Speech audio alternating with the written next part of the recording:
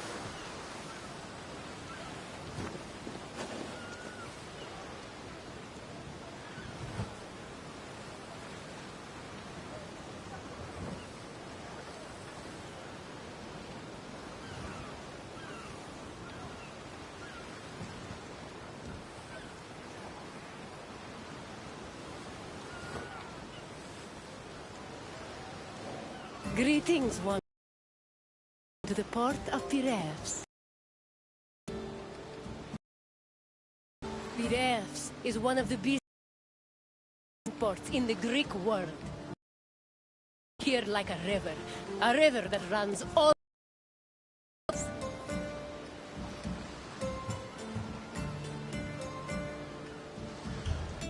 Acting as a port for Athens, Piraeus welcomed merchants, goods, and travelers from all over the world. It was a central part of Athens' economy, but it was also fortified enough to protect the city's considerable fleet. When you finish exploring the port, find me, and we will talk further.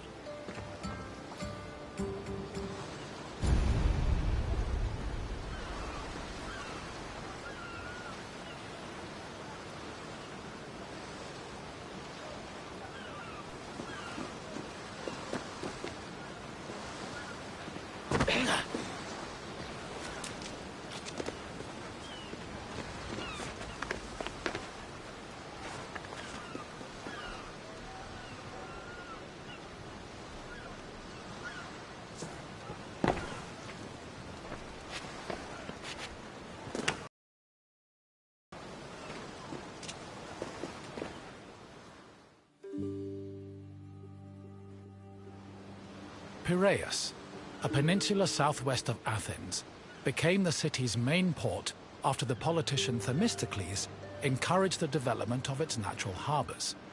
These developments led to the gradual abandonment of the older harbor of Phaleron.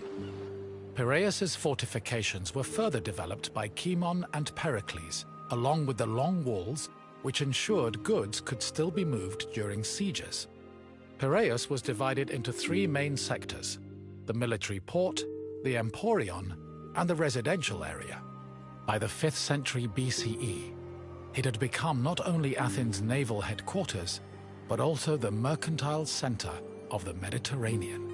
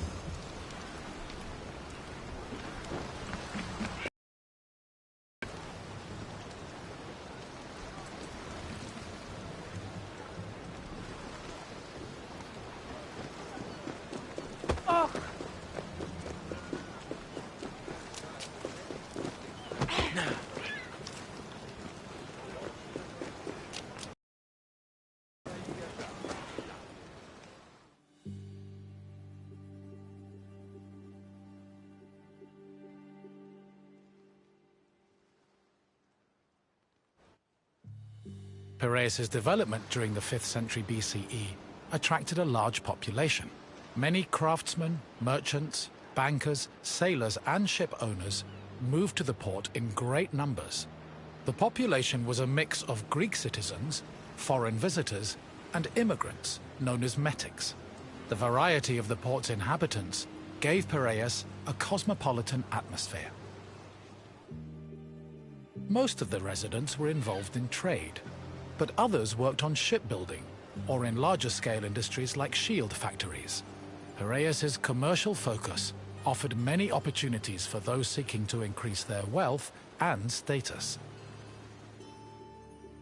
One such rags-to-riches tale is that of Passion, a slave who eventually became a citizen and earned a fortune thanks to his bank and his shield factory.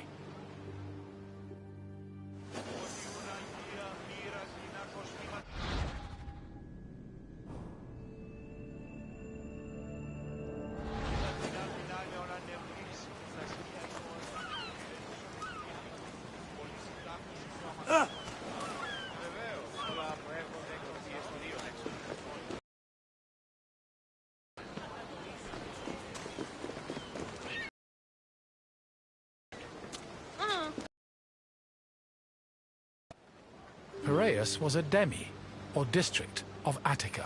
Because of its size, function and varied population, it had a much more complicated administrative structure than other demes. Above all, Piraeus was closely monitored and controlled by the Athenian assembly due to its importance to the city. Within the port, there were two separate categories of trade: international trade, which took place in the Emporion, and retail trade, which was managed by Kapoloi in Piraeus' agora.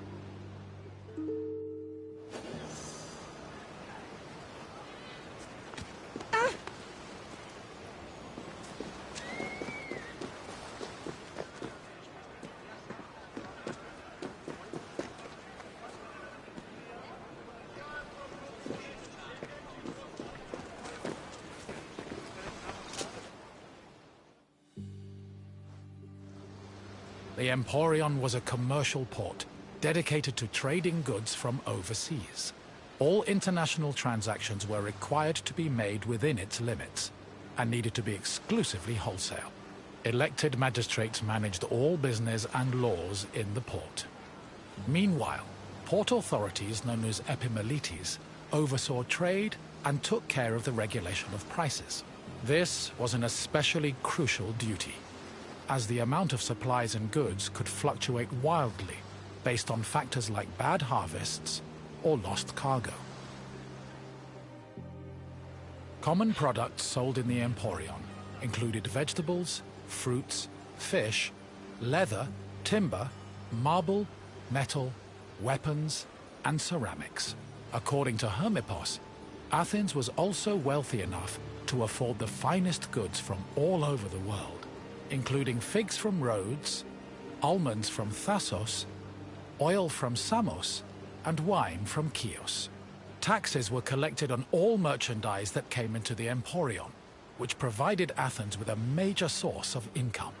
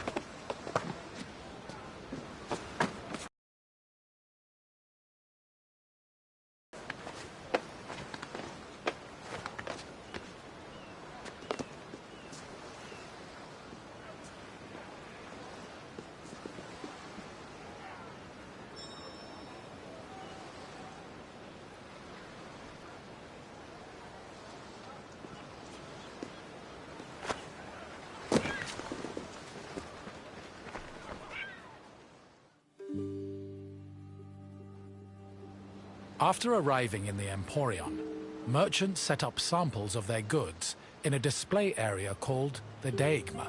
This was where citizens and foreigners gathered to officially make their deals. And almost all merchandise that came into the Emporion was traded within the area. The Deigma was under constant supervision by magistrates, who negotiated price control with the importers. They would occasionally give special privileges to those who agreed to sell at lower prices. These privileges ranged from tax exemptions to specially reserved seating in the theater.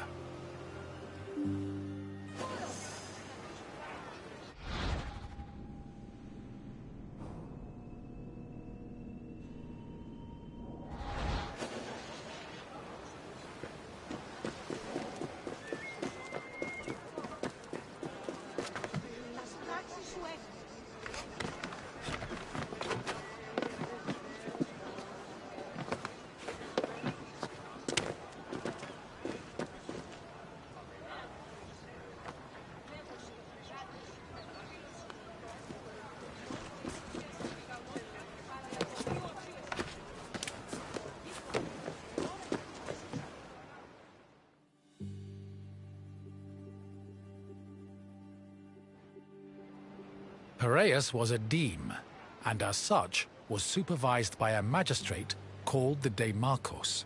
While most demarchoi were chosen locally within their deme, Piraeus was appointed directly by Athens, so the city could better monitor its commercial interests. In fact, matters regarding the Emporion, the military harbor, and the grain trade were regularly debated and decided by the Athenian assembly. Transactions within the Piraeus were supervised by metronomoi. These were magistrates responsible for keeping track of weights and measures.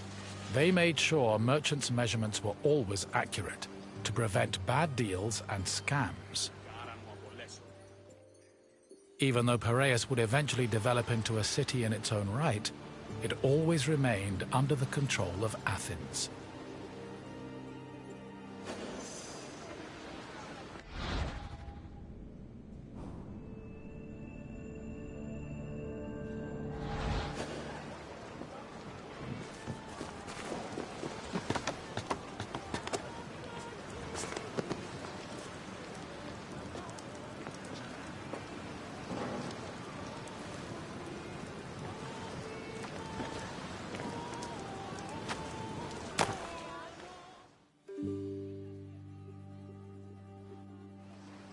A commercial tax of 2%, or a pentecost, was placed on all cargo entering and leaving Piraeus. The tax was collected by a group of 5 people called Pentekostologoi. According to Andocides, this position could be bought for the hefty sum of 30 talents, or 180,000 drachmae. However, most of these officials made a profit of up to 6 talents, making the job very lucrative. While merchants were responsible for setting the value of their goods, Pentekostologoi had the power to challenge the value, if they saw fit. Furthermore, merchants were required to register with these officials before they could transport, display, and sell their goods. Overall, this system provided Piraeus, and by extension Athens, with a tremendous amount of money.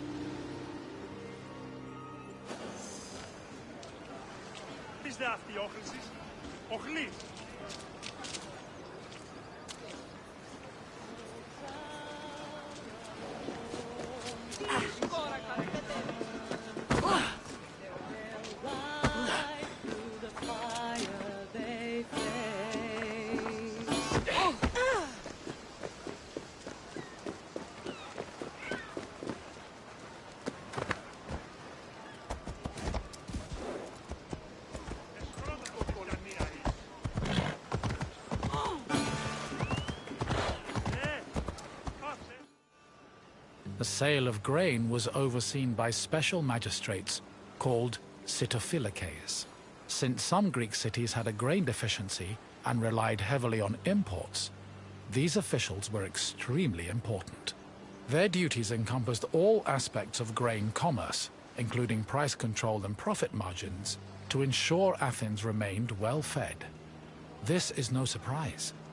Grain was so important to Athens that 2/3 of all stocks were required to be transported and sold at the city's agora by law. According to Demosthenes, the significance of the Sitophilakes was such that if they failed in their duties, they faced the death penalty.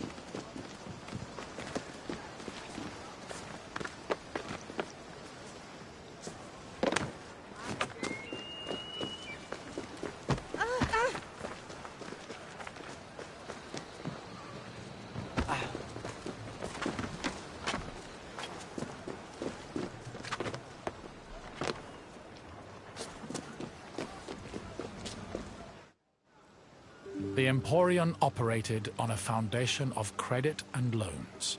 Overseas commerce was handled by two types of tradespeople. Emporoi transported cargo in borrowed ships, while Naukleroi were ship owners who moved goods on their own vessels. Elsewhere in the Emporion were bankers and accountants who arranged loans and kept track of incoming and outgoing ships. Emporoi and Naukleroi financed their maritime voyages with these loans, which often had a high interest rate due to the dangers of sea travel. Emporoi used the loans to pay for both the cargo and the right to a ship, while Naukleroi only had to pay for their crew. Loans and interest were repaid upon a ship's return to port. However, in the event of a catastrophe such as a shipwreck, the merchant and ship owner were released from their obligations, and the losses were transferred to the lender.